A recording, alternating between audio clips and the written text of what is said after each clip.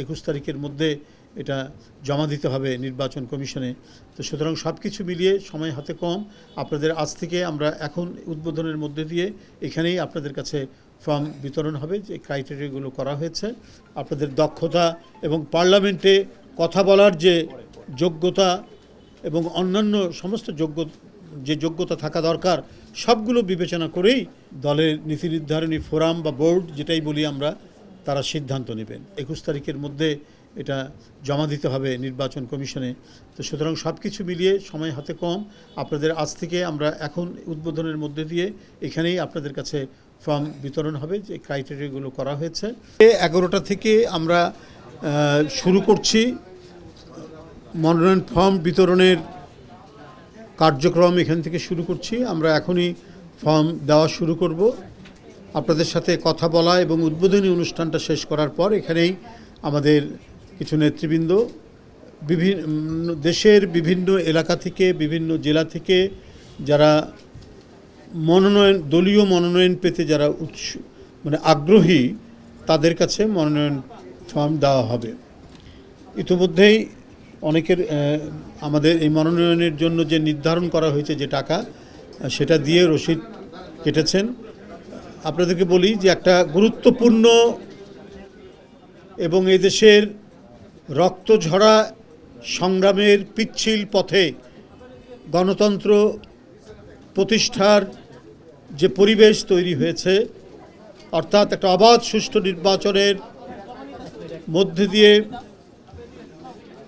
নির্বাচনের মধ্যে দিয়ে পার্লামেন্ট, সরকার গঠন এবং জাতীয় সংসদে সরকারি দল বিরোধী দলের বিতর্ক সহ গণতন্ত্রের জন্য যে শর্তগুলি অপরিহার্য, সেই শর্তের চর্চা অব্যাহত রাখার প্রচেষ্টা এবং অঙ্গীকার।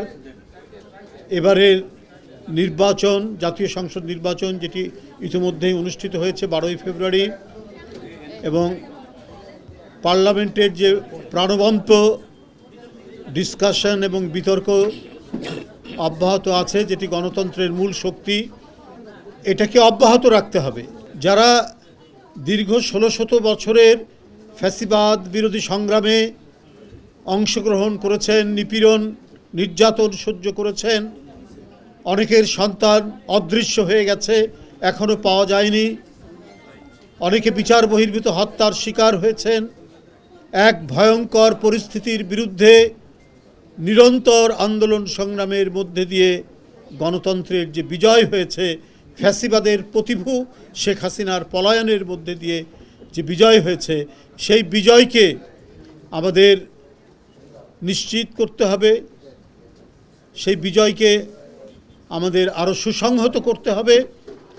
সেই ধারাবাহিকতায় নির্বাচনী প্রক্রিয়ার যে কতগুলি অংশ, জাতীয় সংসদ নির্বাচন ইতিমধ্যে হয়েছে, সরকার গঠন হয়েছে, এখন জাতীয় সংসদে অর্থাৎ ত্রয়োদশ জাতীয় সংসদ নির্বাচনে নারীদের জন্য যে সংরক্ষিত আসন, সেই আসনে নির্বাচনের যে প্রক্রিয়া, সে প্রক্রিয়া শুরু হয়েছে নির্বাচন কমিশনের তফসিল ঘোষণার মধ্যে দিয়ে।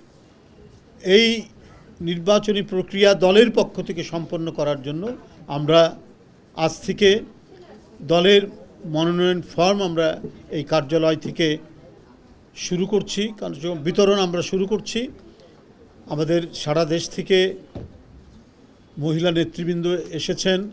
এই মহিলা নেতৃবৃন্দ যারা গত 16-17 বছরের সংগ্রামে তাদের অনেকের নিদারুণ দুঃখ, কষ্ট, বেদনার মধ্যে দিয়ে জীবন কেটেছে, নিপীড়ন, নির্যাতন, মিথ্যা মামলা এবং কারাবরণ। এই যে আমার বাম পাশে বসে আছে এবং আমার বাম দিকে, ডান দিকে, সামনে যারা দাঁড়ানো আছেন, তারা কেউ নিস্তার পাননি শেখ হাসিনার ভয়ঙ্কর দুঃশাসনের ছোবল থেকে। কারাগারে গেছেন আমাদের সুলতানা আপা, আপনাদের মহিলা দলের সাধারণ সম্পাদক, তাকে রিমান্ডে রাখা হয়েছে, তারপরে দীর্ঘদিন তাকে কারান্তরীণ করে রাখা হয়েছে। এইভাবে প্রত্যেকেই কম বেশি নিপীড়িত, নির্যাতিত হয়েছে। সুতরাং আপনাদের যে প্রত্যাশা, সেই প্রত্যাশার থাকবেই। আপনারা দলের মনোনয়ন ফর্ম সংগ্রহ করতে এসেছেন।